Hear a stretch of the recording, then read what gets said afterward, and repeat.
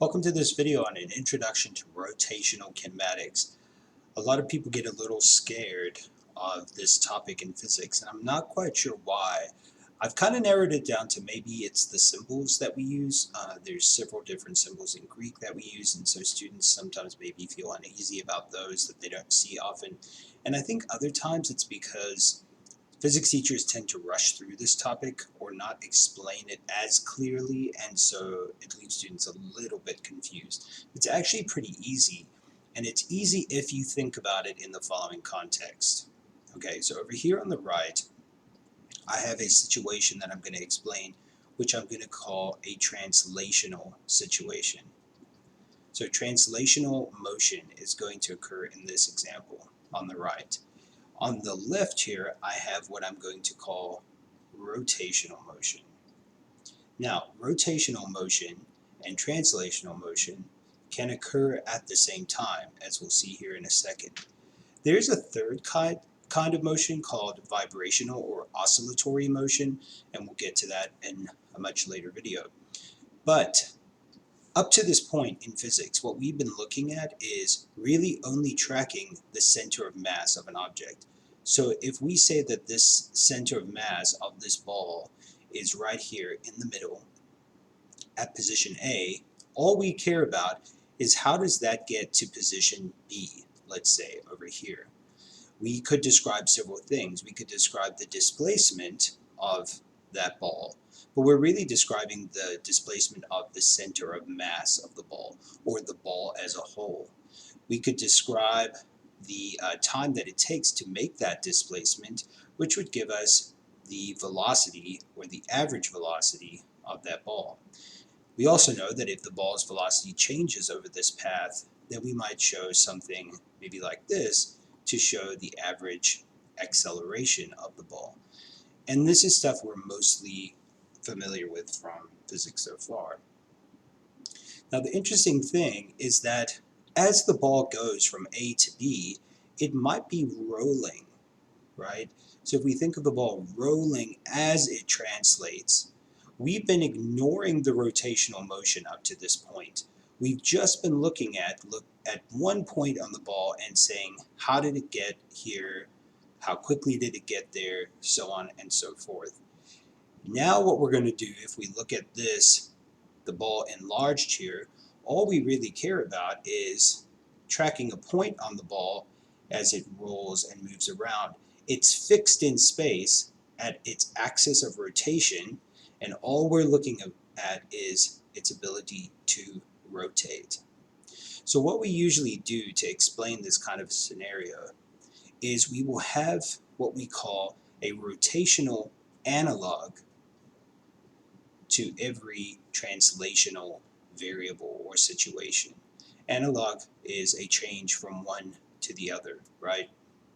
And so what we're going to do here is say, here we would have translational position, x sub A, and here we'd have x sub B. So the translational displacement is delta x, which is equal to xb minus xa. All right. We could then describe the time that it took, the velocity, and the acceleration. Here, let's look at what would be positions. Well, I might start by saying, okay, at this position right here, where it's at, I'm going to describe, instead of with x, I'm going to use an angle theta initial, or theta A, we could call it. And I'll say that as time passed, it's now the same line that I matched up on this line before is now over here. So what we would say is now it's at a theta, let's change this to A and B just to keep it consistent. So from theta A to theta B, what we can show happened over here as it kind of rotated or swept out this angle, as we usually say, that it had some angular displacement, which was equal to theta B minus theta A. Now the time we would describe that it took for this to happen is still the same as the time here. So time is interchangeable between the two situations. And what we might say then is that the change in angular position over time is equal to angular velocity. So I'll write the word out here first. So angular velocity, all right, which is going to be symbolized using the Greek letter lowercase omega, which looks kind of like a W, but it has rounded bottoms instead of pointed bottoms. So that would be analogous to delta x over delta t, which equals translational velocity. And of course, translational velocity, we just use the letter lowercase v.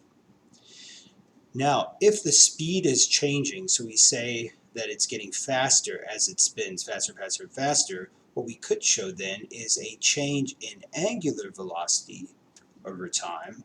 Now, obviously here I'm dealing with all average measurements, but you could do d omega dt if you were doing a instantaneous values, and here this would give me angular acceleration.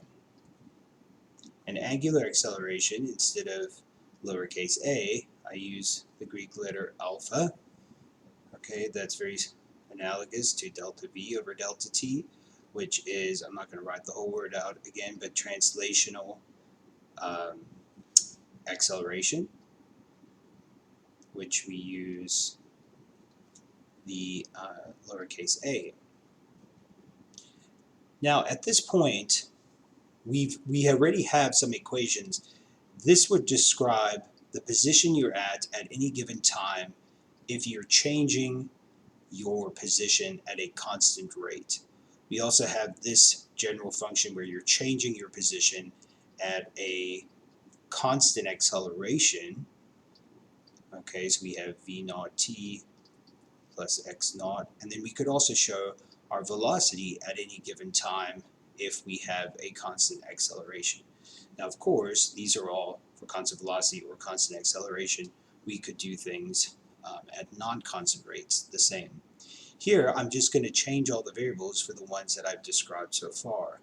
Exactly the same equation. So I would have theta equals omega t plus theta initial. Here I would have theta equals 1/2 alpha t squared plus omega naught t plus theta initial. And here I would have omega equals alpha t plus omega initial. So you can see that the rotational analog of all the kinematics equations are exactly the same. So it's pretty easy. Now in the next video, what we're going to take a look at is not just rotational kinematics, but what we call rotational dynamics. And so we're going to look at what happens with force, what happens with mass, how are those brought into the picture. So I'll leave you with this challenge. See if you can figure out here, we always say a net force that's unbalanced causes an acceleration. Over here, what would we put? What would be the rotational analog of this Newton's second law equation?